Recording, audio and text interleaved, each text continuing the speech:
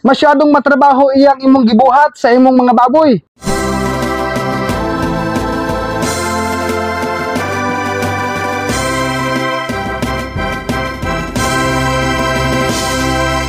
Ibig sabihin mga ka-farmers, hi mga ka-farmers, magandang hapon po sa ating lahat, no? Sa video na ito, nais ko pong i-share sa inyo yung pong update sa akin pong mga fatteners po mga ka-farmers. Ang daming nagtanong sa akin kung ilang sako na raw ba ang nakain nilang grower feeds. So sa video na ito, tune in ka lang kasi nga po, i-announce ko po sa inyong lahat. Ngayon lang po sa araw na ito ako mag-announce kung ilang sako na grower feeds ang kanila pong or aking nabili para sa kanila. No, sila ngayon kasi guys sa mga fatteners ko ay 120 days old since birth na po sila. And then 75 days since buying or yung 75 days since buying, yan po ay 2 months and 15 days. So dito po tayo mga ka-farmers. Akin muna silang paliliguan mga ka-farmers bago ako mag-sharing o mag-share sa inyo kung ilang sakong feeds ang kanila pong nakain na grower, no? Simula sa pagpatak o pag-umpisa sa grower stage. Marami po kasi nagtanong dyan, kaya ngayon pagbibigyan ko po ng kasagutan in public po para po malaman din po ng lahat. Ano, yan, paliguan natin sila pero hindi po ako magkukuskos sa kanilang katawan. Ang mahalaga po, sila ay mabibigyan ko ng magandang pakiramdam sa pamamagitan ng tubig na to, no, na tumatama sa kanilang katawan. So bago ako magpatuloy, habang ako ay nagpapaligo sa mga baboy na to, nais ko pong advance mga ka-farmers, maraming salamat po sa inyong lahat sa suportang inalay nyo sa akin. Ito mga baboy na to kasi mga ka-farmers, 1 month lang to sa starter, 30 days, no, 1 month or 30 days. So dito po ay hindi po ako, dito na batch na to, hindi po ako nag-feeding sa kanila ng pre-starter feeds. Dahil doon sa binilhan ko ay 2 weeks na silang kumain ng pre-starter feeds, ano. Yan, pilihan natin. Diki, come on! Ayan. Paliliguan natin sila. Mag-spray tayo sa, sa kainan para makapagbigyan na tayo ng pagkain, ha.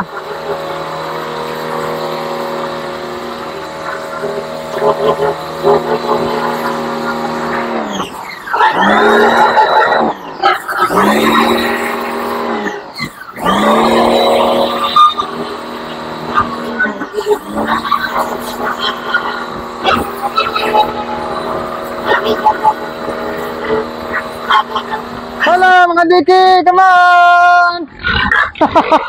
Happy farming everyone! Okay? Ito guys, yan. Oh, talagang maraming tubig, oh. Maya-maya po, papaliwanag ko po, ha. Ipapaliwanag ko po sa inyo yung aking sistemang ginawa dito sa grower age nila. Marami talagang tubig. Yan. May rason guys kung bakit ko ginagawa itong ano to, feeding na to. Akin pong i-share sa inyo mamaya kung ilang pitcher po ang kanila pong naiinom na tubig na kasama na sa wet feeding o sa dry feeds, no? Babahagi ko po sa inyo mamaya konti habang hindi pa tayo nagsimula sa information ni Dodong. Ayan.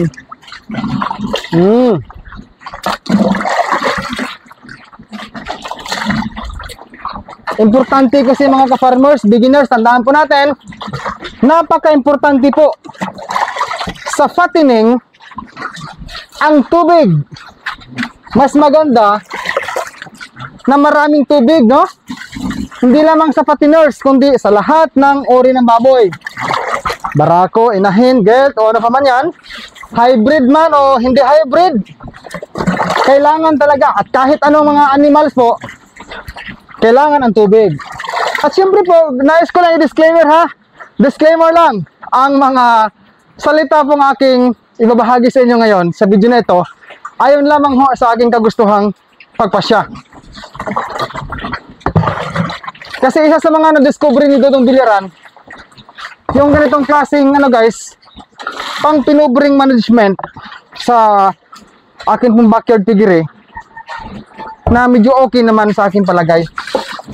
bago tayo magtapos sa video na ito mga ka-farmers, nais ko lang pong sagutin ang tanong po ng dalawa nating ka-agri-resource, no? Sina kabayang Paul Gideon Kabigunda, no? Ang sabi niya, Kuya Dodong, sa ganyang edad, nasusunod mo pa rin na more than 2 kilos a day per head yung pinapakain o sobra na? Ang sabi naman ho ni kabayang Cornel de Vera, how much is enough ibibigay? How about feeds? Sa baboy sa photos, ilang araw na since birth? At ilan pinapakain nyo sa isang araw kada baboy? Maraming salamat po mga boss sa inyong katanungan na ito.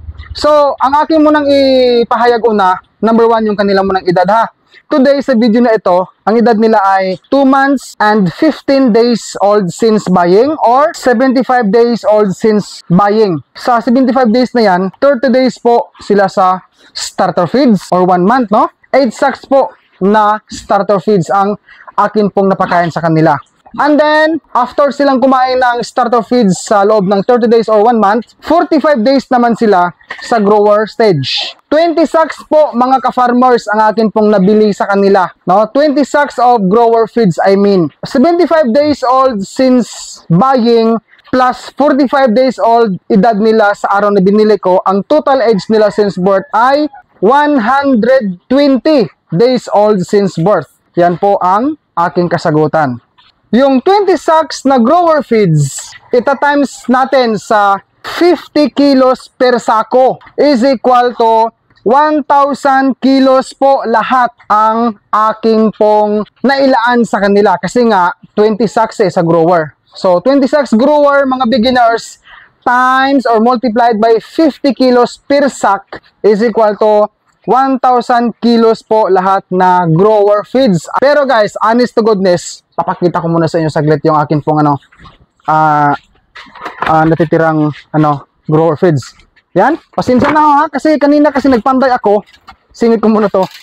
Hindi ko pa masyado naligpit yung gamit ko no? Scatter pa gamit ko Ito guys Ayan. So ito ay 80 kilos pa na grower feeds na remaining sa 20 kasako or 20 sacks po na aking nabili sa mga baboy na yung fattening na yon.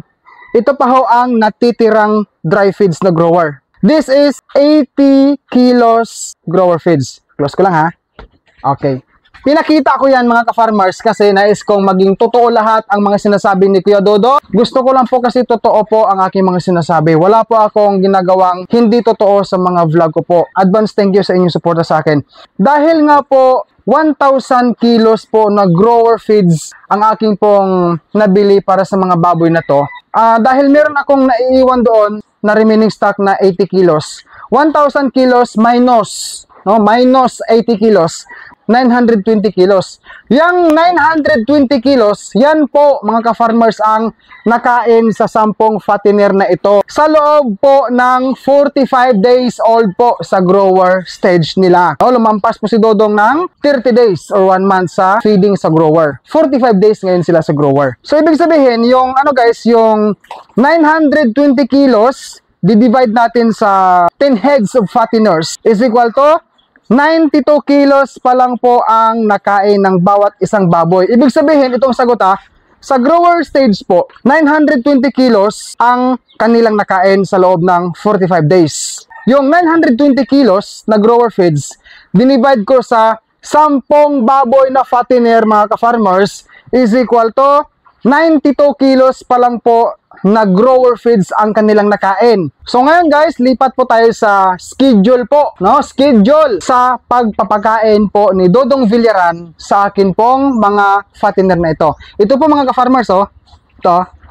Ayan, grower schedule of feeding, schedule sa feeding ko sa grower edge nila. Alas 6 ng umaga, 6 AM 5 kilos, then 9 AM 3 kilos of feeds, 12 PM yung lunch po ay 3 kilos, 3 PM, 3 kilos again, 4 PM, 4 kilos, at ang 7 PM, yung alas 7 ng gabi, 2 kilos. Ito guys, ang mga sinulat kong yan, yung isto, yung tutuldok na yan, yung pong pinaris ko na tubig. So sa 6 AM, 5 kilos po, 15 pitcher of water ang hinalo ko sa dry feeds. Ang 9 AM na 3 kilos, hinaluan ko po ng 9 pitcher of water. Sa 12 po, lunch, 3 kilos also, 9 pitcher of water. Ayan, dito po sa 3 PM, 3 kilos again, tapos 9 pitcher of water. Sa 4 PM, 4 kilos is to 12 pitcher of water ang hinalo.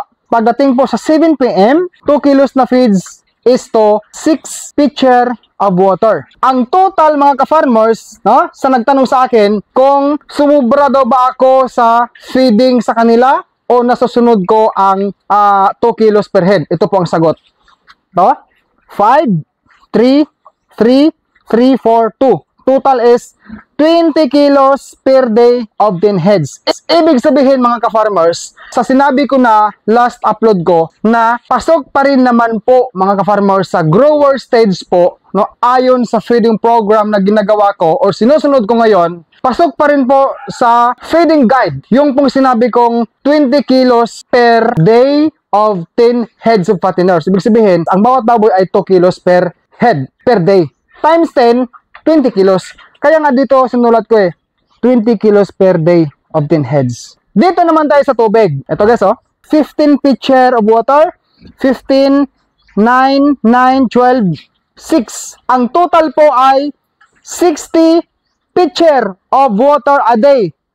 Itong 10 fattener. Ibig sabihin mga ka-farmers, sa bawat ginagawa kong feeding sa kanila, sa bawat araw 20 kilos of dry feeds. Hinaluan ko ng umabot guys ng 60 pitcher of water a day.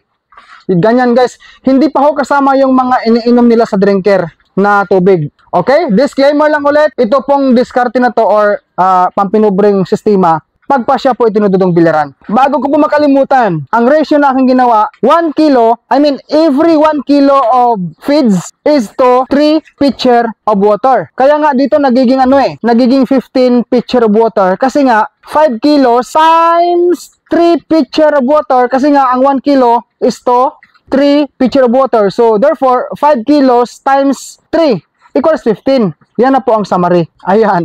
Ganyan po mga ka-farmers ang ginawa po ni Dodong Villaran, talagang pang-pinubring style. So ngayon guys, ang isa sa mga gusto kong linawin din, yung pong nagsabi sa akin na, Dudong, masyadong matrabaho iyang imong gibuhat sa imong mga baboy. Ibig sabihin, Bisaya to kasi masyado raw matrabaho yung pong ginagawa kong feeding sa akin pong mga baboy. Ang katotohanan mga ka-farmers, ang masasabi ko lang, totoo po yan, talagang matrabaho yung ginagawa ko. Biruin mo guys, 6 AM, 9 AM, 12 noon, lunch, 3 PM, 4 PM, 7 PM. Ito, snacks nila to yung mga konti-konti. So, 1, 2, 3, 4, 5, 6.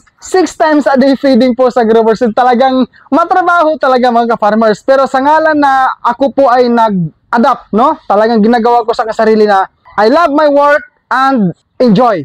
Ang King's Vita Plus Animal Feed Supplement mabibili po sa Agribit Stores nationwide. Kung hindi ito available sa inyong lugar, maaari po kayo mag-direct order sa Shopee sa KBM Agribit Lines. Pwede rin sa Facebook page ng King's Vita Plus Animal Feed Supplement. Link nila ay nasa description. O pwede po kayo mag-text o tumawag sa kanilang cellphone number 0917-795-0220. Available po ang COD or cash on delivery. Mga ka-farmers, lumipas po ang 24 hours. Ito na po sila. Kakatapos ko lang pong nagbigay din ulit ng kanila pong snacks. Ngayon guys, bantang alas 3 ng hapon. Maraming salamat po sa inyong pagpanood sa video na ito. Happy farming po sa ating lahat mga ka-farmers. God bless us all.